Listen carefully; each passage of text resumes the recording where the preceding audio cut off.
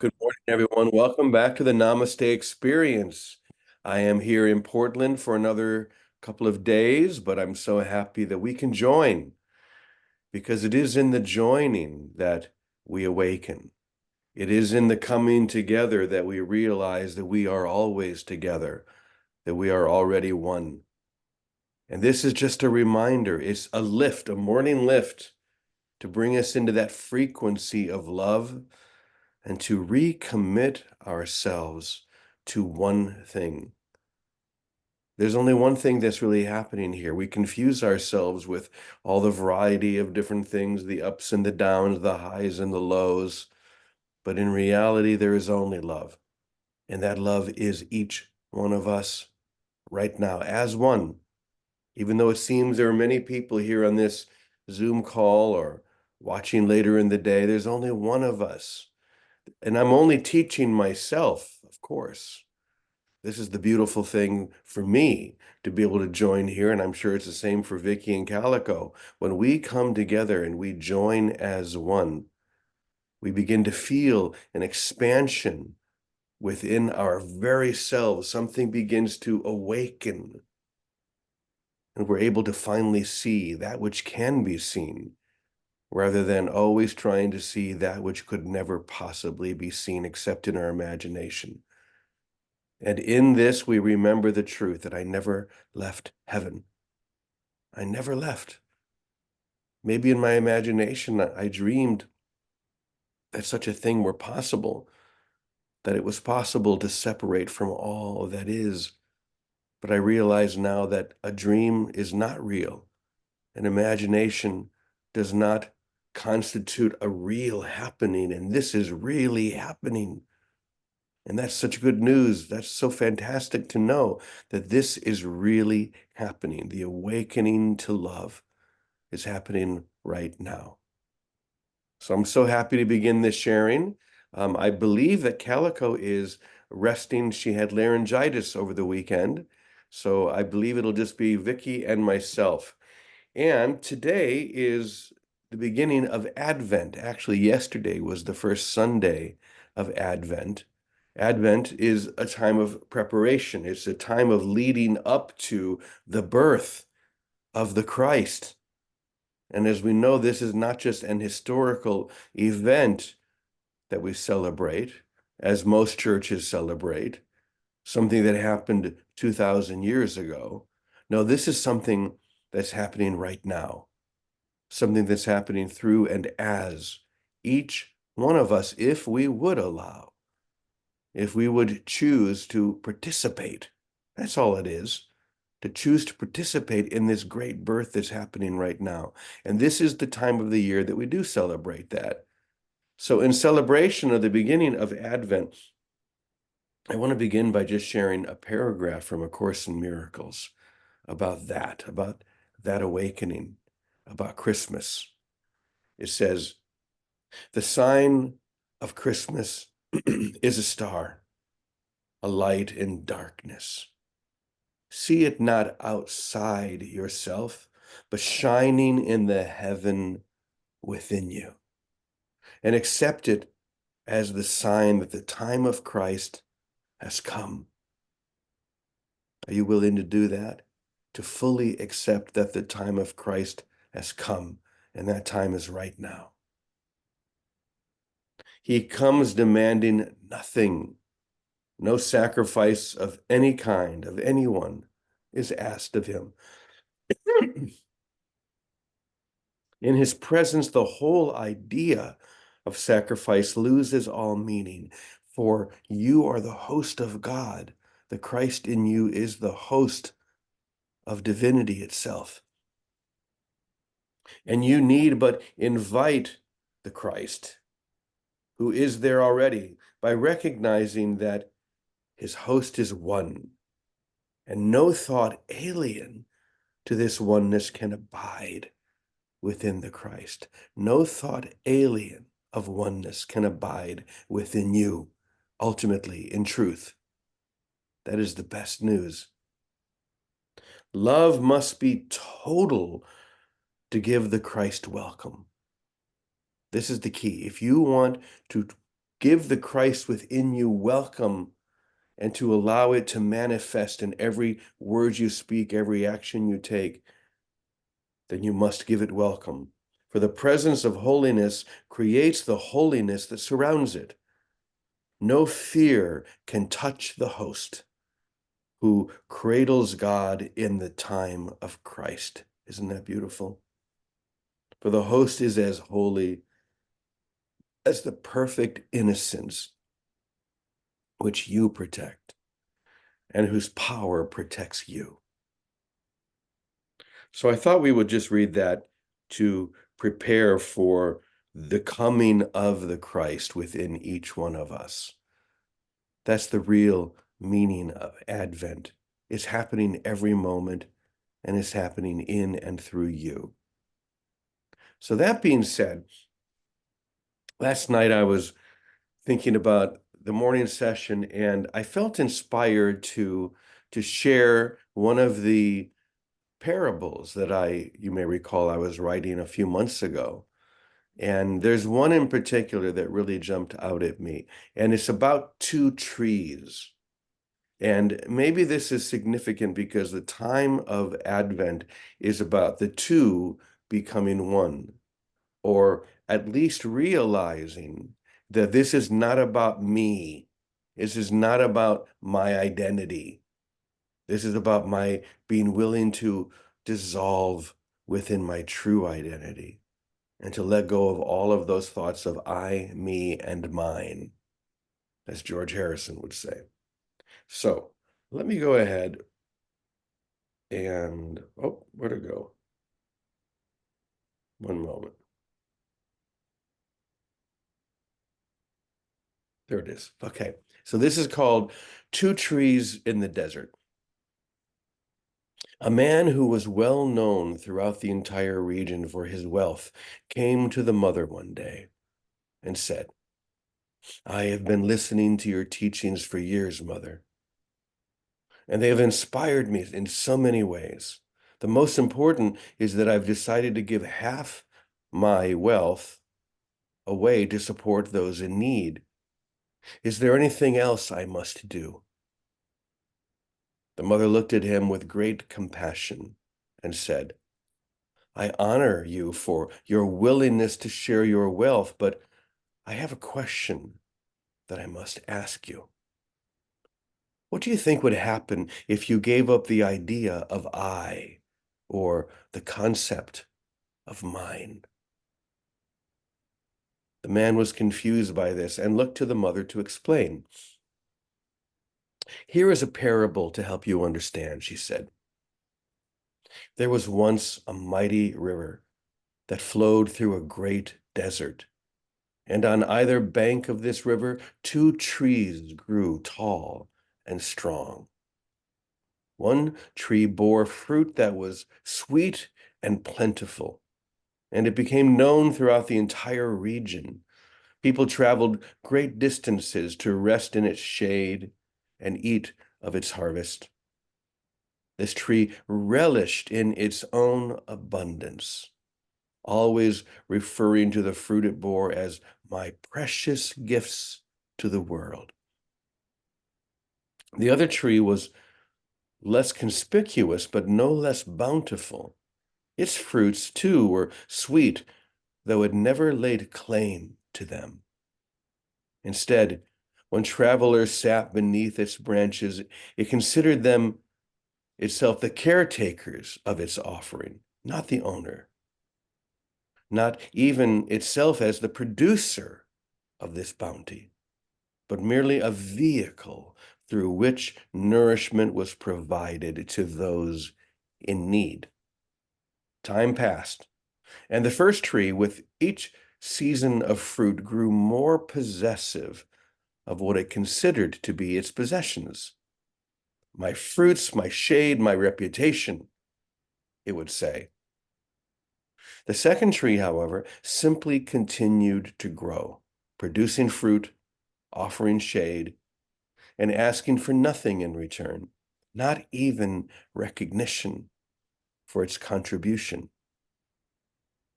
A great storm then came to the desert, as storms often do, and both trees found themselves bending beneath the powerful winds.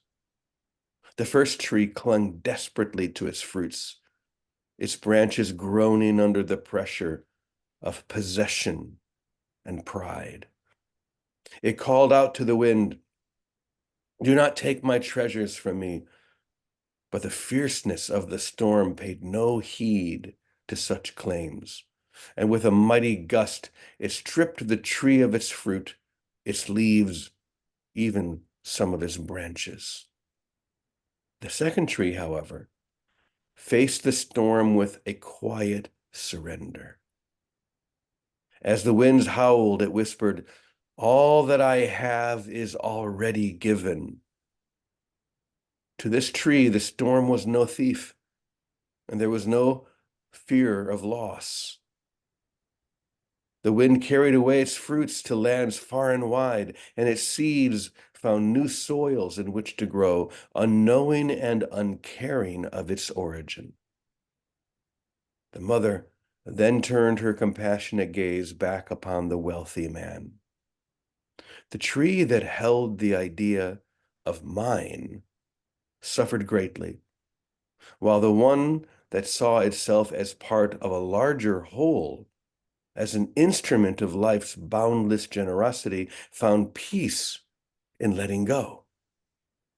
So when you give away your wealth, do so not as an act of personal charity bearing your name, but as a natural sharing that asks for no acknowledgement, as it understands there is no owner of wealth, only temporary guardians.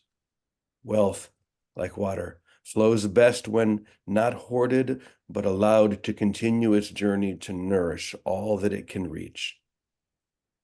The wealthy man, moved by the parable, grasped its essence.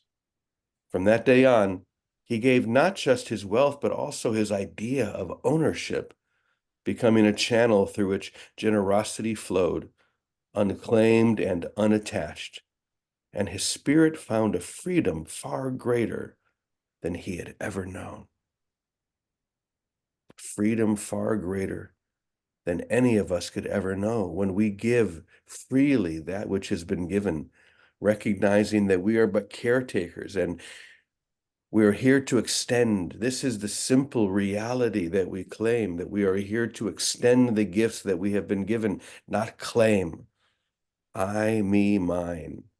This is my gift, and now I, in my greatness, am going to offer it to others.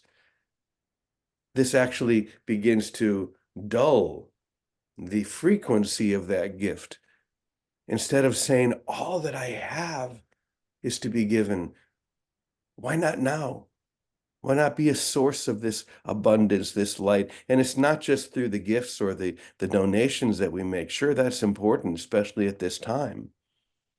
But just as much, it's about our willingness to give everything, to be part of this great bounty of love and holiness and grace that is all around us every moment. So I love that little parable. I'm so happy that it came back to me so I could share it with all of you today, especially as we begin this season of Christmas, which is the season of the birth of Christ, a birth that's taking place right now, every moment. All we need to do is to surrender and to let go, to hold out our hands rather than try and clench, and become the source of all that love that is wanting to be given, wanting to be shared. And so with that, Vicky, I'll turn it over to you. Good morning. Okay, Brother James, you really set me up this morning. I'm about to be in tears. And I really thank you. So, first of all, the whole idea of Advent is the time for us to be most aware of what's in the way, what thought is in the way that keeps us stuck. Those are the very thoughts to be free of, because it's only those thoughts that cover up our natural holiness. Our holiness is natural. And when we're stuck with an idea, that's what an idol is. We've made an idol out of it, and we're identifying with it instead of identifying with our spirit, our essence, our soul. So I had a good experience of this misidentification myself this weekend. And this parable brings tears to my eyes because it's a confirmation of being free. So Advent is the best time to recognize all of these places, like the rich man recognizing what he was identified with, his possessions. Our possessions are oftentimes just ideas. So I'm going to tell you what happened, but I will tell you this first. I spent, I guess, from Saturday afternoon until early this morning in, take to your bed place. I was like, uh-oh. So what happened is I left Boston on Saturday morning and I was driving home, and this thought came to me. This thought has come to me often over the last year and a half since I've been living in New Jersey.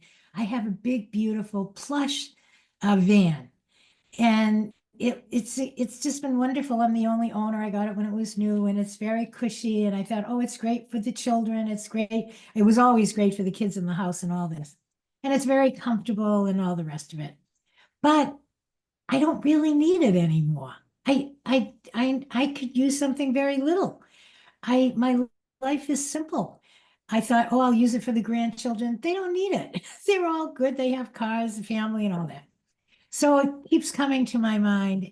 And so the other day I put my hand on the dashboard and I was thinking, oh, but this is a very safe car. This is a very stable, safe, big Toyota van, very safe. And I got this simple message, very simple, right off the bat. Your safety is not in the metal. Your safety rests with God. That's eternal and never threatened. And I got that. Oh, right. So, because I'm thinking little car, oh no, I can't have a kid with me. It won't be safe. My safety does not matter on what metal surrounds me. It depends on the love of God that is me eternally, never with a condition. So I had that message. So I'm driving home on Saturday and I get this idea. I like a Kia Soul. I even like the name Soul. I think I'll go check one out. So I asked Siri to tell me when close to Flemington, close to where I live. Okay, place I never heard of, Bridgewater. It happens to be a town half a mile, half an hour away. So I drive from Boston right to the Kia dealership, and I said, I'd like to try one of your Kia Souls. And I forgot that I should ask for certain things because with the van, I take them for granted. You have all-wheel drive, you get a sunroof, you get this, you get that. So I wasn't set up in my mind for thinking about, I'll make a list, nothing. Just let me drive it. Well, as spirit would have it, the salesman, oh, sure, brings me a key, brings me a tuxedo Kia Soul, black top, white car. Oh, like my cat, like Munchkin, a tuxedo. That's good. That's comfortable. It's nice.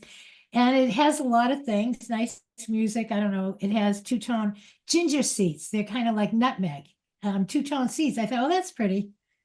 Anyway, I think, oh, that's nice.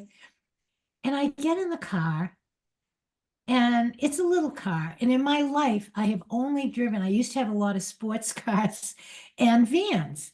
That's it. And I remember when Teddy and I got the first vans, and then I always got upgraded vans. And I never really missed the sports cars. They were just a part of that part of life. But the vans have everything. They've been my life. They've been the kids. They've been Big Teddy. They've been the house. They've been Boston. I lived more in the vans than I did perhaps in the house, even taking people back and forth, all this. Anyway, so I get behind the wheel of this little car that I think of as a toy. Oh, this is a nice toy. This is a good toy. But I get in it and I'm telling you, I felt so natural. Oh, this is natural. This feels like I belong here. And I thought, okay, I don't know, I guess I belong here. And I never think of Teddy, Big Teddy, God bless him. He always knew never bargain. when you bargain, you're bargaining from scarcity. So I never bargain. He taught me that lesson years ago. So I like that lesson because who am I bargaining with? Myself, the Christ? Here, I want to take this from you and make a better deal. Uh-uh. So I'm the perfect customer for my salesman. So I come in and said, I like your car. I think it's a nice car. It's like a little toy car. It's kind of a blend between a sports car and a van. And it's cute. I'll take it. And he says, you'll take it? And I said, yeah, I guess I really feel I'm supposed to take it. So I took it. He writes up all the paperwork and he gives me a decent price for my van. He gave me 25.5, I think. And there's a balance left. And I said, that balance is too high. I don't have that. But I can do a little less because I figured I can put a couple thousand on a credit card here and there. So he comes back and he knocked off 2,000. So now I've got 4,400 or something left.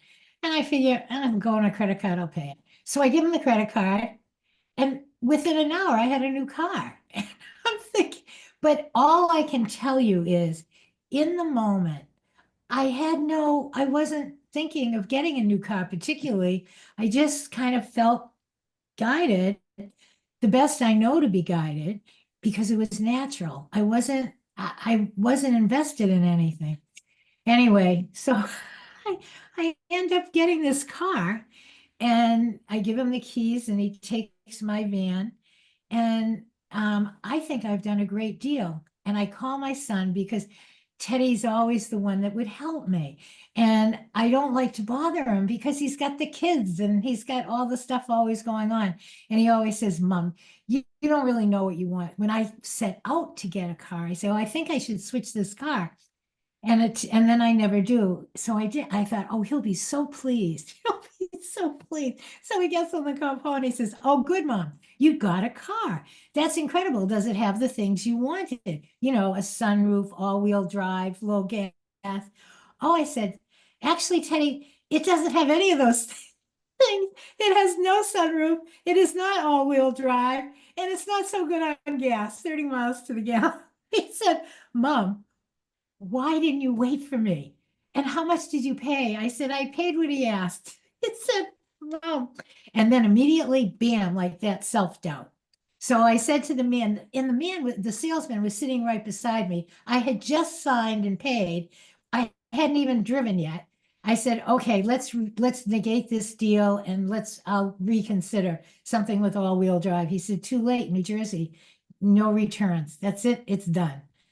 And I said, okay, it's done. Now, the truth is, I could have pushed. I still had my car and my key in my hand.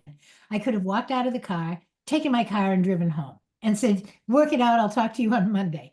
But I didn't do that. I wasn't led to that. I was, I saw how dependent I was. So here's a good place to recognize where we look outside of ourselves on Teddy's approval. I'm dependent on that emotionally because bam, my stomach dropped down to the ground and I was sick. I was sick. And I didn't know what to do. So of course, when take to your bed, but I'm in the car at the car dealership and there's no bed to take to. So I come home. I do drive the new car home. The salesman said, no, I'm sorry, we don't have to take it back. It's a done deal. And I didn't do that step that moment because it didn't come to me. Was I blocking it? I don't know. Did I buy the car because I was, I don't know, in an ego spin? I don't know. Was I guided? I don't know. But I do know when Teddy said, oh, good, Mom, you got a cow with nothing you wanted. You really, I'm so glad you're happy with that. I said, oh no. And I saw, oh, approval. I'm attached to approval. Okay, good for that. So I come home and when I tell you literally sick, because it's like I figured, oh, I gave away gold. My car had 70,000 miles, but it's good for 150. A lot of maintenance. I didn't want to pay all the maintenance, but it was a solid, wonderful, good vehicle. And I traded it for a toy, gold for tinsel, typical ego. And I was saying, oh my gosh, if this isn't classic separation, here I traded heaven for hell. Well, I couldn't do anything. I was just sick. I mean, literally so sick, I didn't even want to eat. That's really sick because I can eat through everything. I can always eat. I was like, oh, and I couldn't even talk. I couldn't talk. I just was, all I can tell you is I was sorrowful. I felt like I was grieving, like someone had died. Like I was, and I then I realized, oh my God, look how identified I am with my old life. The kids and Big Teddy was there, and we got all the cars together, and the house and a lifestyle. It was like the last vestige of an old idea, of an old lifestyle. And I was identified with it and I didn't realize it. I was grieving it. It was like the icon, the idol of an old way that I felt still very safe with. Anyway, there was not, I'm telling you, I couldn't do anything really until 4 o'clock this morning. I got a hint of light. But all I could do, and I tell you this as my sisters and brothers, that all we have to do is nothing. Just fall apart, just fall apart. In therapy, they say prescribe the symptom, don't think it out. I couldn't not think, except that I was sorrowful and remorseful. I guess it's a disease, remorse. I haven't had remorse a lot. Well, this was real remorse. And all you can do is allow it. So I did. I just was miserable and cried. And but if Scott's here, Scott, I want you to know you helped me because on Flashlight Friday, you made a big deal about not distracting yourself from present experience or pain. So I did not watch TV. I did not look for YouTube. I didn't do any of the things that are easy to distract yourself just to feel better for a minute. I didn't even take a bath. I took a shower. I didn't I was so like miserable I couldn't even take a bath. I just took a shower and I just lay down with Munchkin. Munchkin was my distraction or my companion, my light. He was a light to me, my cat. And all I could do is be. And in the doing nothing, the nothing that was locking my mind, that I was looping with, slowly gave way. It just slowly gave way. And for the past month, I've been getting up early at 4 in the morning, and I do this meditation now with the Findhorn community, which I don't know, I was called to it. So every morning I get up at 4 in the morning, which changed my daily routine quite a bit. And I wait for the message like a game. It's really fun because Eileen Caddy, they wrote little particular messages for her community at that time that are as timely now as they were then. So I like a game, I get up at 4 in the morning and I say, what's the message for the day? The way we do often with workbook lessons or the daily word. But these are very, very specific. And I'm going to read you what it said today because I was beside myself and it had to make me laugh. And it was the first time um, I saw, oh my God, it's lifted. And this was it. Live by the Spirit, no matter how foolish it may seem to be. And that was exactly what my feeling was. I was foolish. I had done a stupid thing. I had reason to be mad at myself, remorseful. It was stupid. Anyway, it's like I laughed at myself for the first time and I realized it's okay. So, and then James, your story of the tree, that car needs to be in the hands of someone, a family with bunches of kids and who knows what, or a business that can use it. I don't need it. I was just the caretaker for a little while, and now they've given me another vehicle to be the caretaker of. So I thank you all because in our sharing together, it takes that kind of support to make these passages be a real advent. So I Hmm. thank give you that as an example. Thank you. I love you. Thank you, James. I love Thank you you, all. Vicky. And of course, Vicky called me right away, and I Yes. said, "Great! Oh, I love those cars. Kias are great cars, and the soul, that's Yeah. perfect." So I hope I helped to lighten your mind a little bit with that. And once again, you also never know what's going to come from that level of just trusting the moment. So Vicky, as many of you know, had been a very, very successful restaurateur. She owned a beautiful mansion in Quincy, Massachusetts. Her closest neighbor was the second president of the United States, John Adams, right across the street. But she gave it all away. That's Vicky. She just gives it all away, and that's exactly what she did. I mean, all of it. And and so we're talking about that. She's wondering, well, I don't know, I'm going to pay the credit card. So this is a good time to make an announcement. We decided that, well, there's a program that many of you know that I've been offering for a couple of years now called the Enlightenment Partner Program. It's a 3-month intensive program where you get a lesson every day. In the past, I have a conversation with every person every single day, an individual conversation. And it's meant to be that final step into that awakened state that we've been describing here, Christ consciousness. So we decided, well, let's do it together.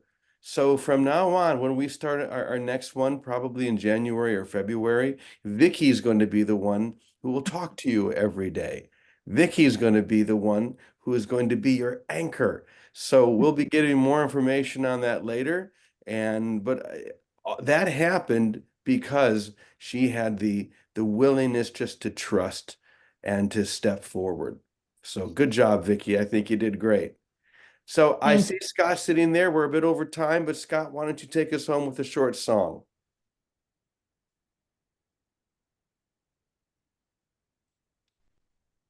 All right, Path is going to join me.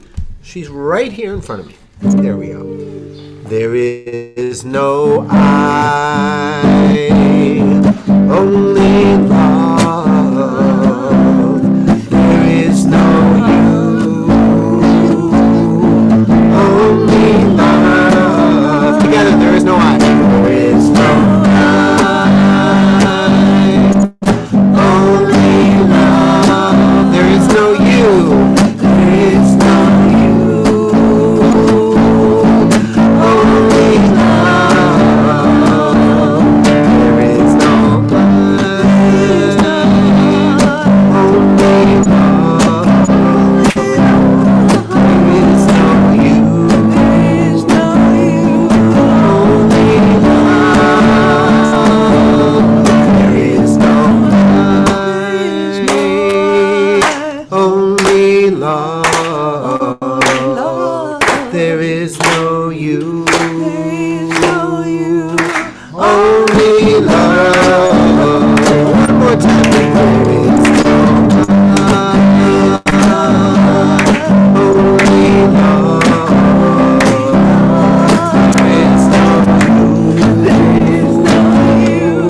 Only love.